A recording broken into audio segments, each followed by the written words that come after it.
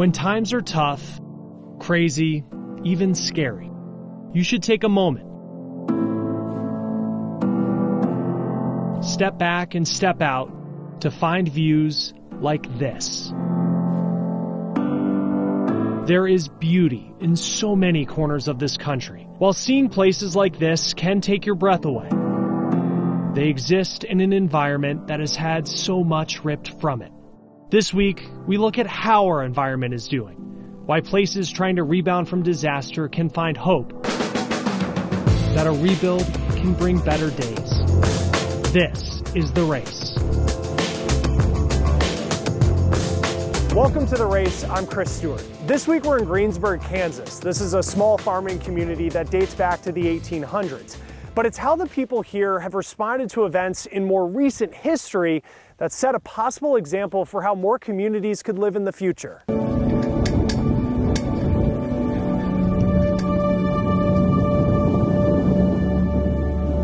Every now and then I'll get a client that comes in that may be visiting or they're working here for a while, and they'll start asking questions. You don't hear about it too often anymore inside Debbie Boyle's hair salon. So then you get to talking about it again, and I don't know, sometimes it's like you don't want to talk about it. But most people who come in have their story from May 4th, 2007. And it didn't sound like a freight train. You don't forget things like an EF5 tornado, part of a storm that killed 12 people and destroyed Stacy Barnes' hometown of Greensburg, Kansas.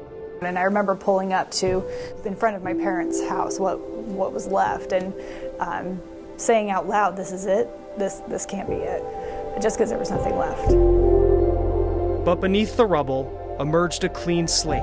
The idea came very early to build in a sustainable manner and using green features in a lot of the buildings.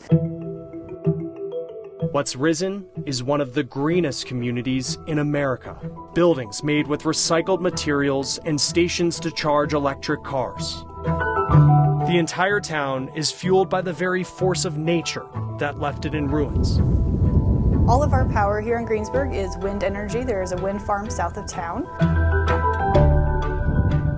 It was just the day that I think all of our lives changed. Today, nearly every corner of the building Stacy Durstein oversees as school superintendent is designed to save energy.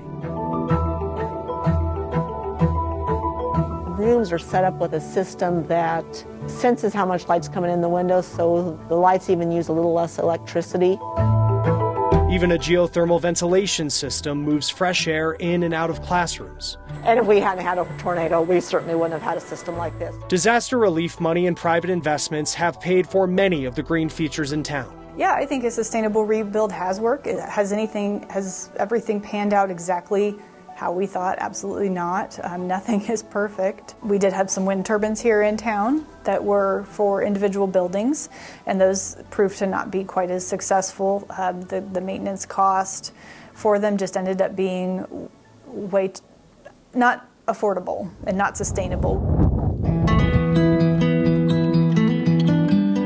The Last Tangle, this is Debbie. May I help you? Debbie lost her original hair salon in the tornado. Her current space is next to the only building on Main Street to survive. I told myself, I'm not going to let this win. You know, I'm going back. Each year, disaster turns communities across the country upside down. Those in Greensburg say starting over is as much about the kind of energy that powers a building as it is the kind of will that fuels the people to take on the challenge. You won't find this end point where life will be perfect again. It is about enjoying each day and just taking every small victory and moving forward.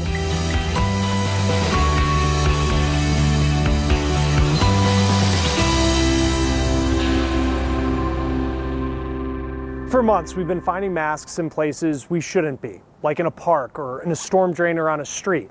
And researchers tell Amanda Brandeis that pollution could have long-lasting effects, and they want to see a global effort to help reverse that trend. I was out jogging the other day, and in like a 30-minute jog, I found 11 masks. An eyesore, now part of our norm. And when they are littered, people are less likely to pick them up.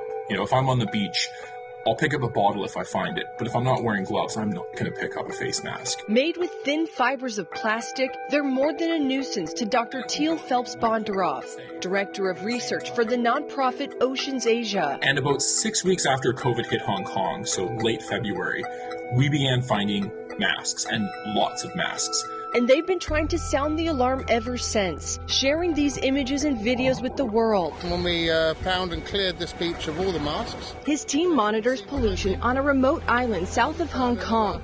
Before COVID-19, these were a rare find. The fact that we're starting to find masks that are breaking up indicates that this is a real problem, that microplastics are being produced from masks. These tiny pieces of plastic can remain in the ocean hundreds of years, threatening fish and even polluting the air. The question that we couldn't answer was how many are entering our oceans. We just didn't know. The Marine Conservation Group launched a study to find the answer. Of the roughly 52 billion masks manufactured in 2020, they estimate 3% ended up in our oceans. That's nearly 1.6 billion masks, a figure that would equate to every single American throwing 3 to 4 masks in the ocean. You have countries that have perhaps poor waste management systems using lots of masks. And on top of all that, there's been increased reports of littering and dumping during COVID, and masks are hard to recycle. The 1.56 billion face masks that are entered our oceans in 2020 are there for the long run. They will remain in our ocean for 450 years or more, and they'll break up into smaller and smaller pieces. And he says that's a conservative estimate. Global sales of masks have soared from $800 million in 2019 to $166 billion in 2020. And that's important. You know, we need to keep people safe, but at the same time, that has a lasting impact on our environment, and we're seeing that on the beaches. And he says trying to remove plastic from the ocean is a daunting task. You know, we're talking tens and hundreds of billions of dollars to remove the plastics, and that also has an impact on the environment itself. A much easier solution, keeping them out in the first place. He says reusable masks can help reverse the trend, and that disposable ones must be thrown out properly, preferably in a garbage bin with a lid.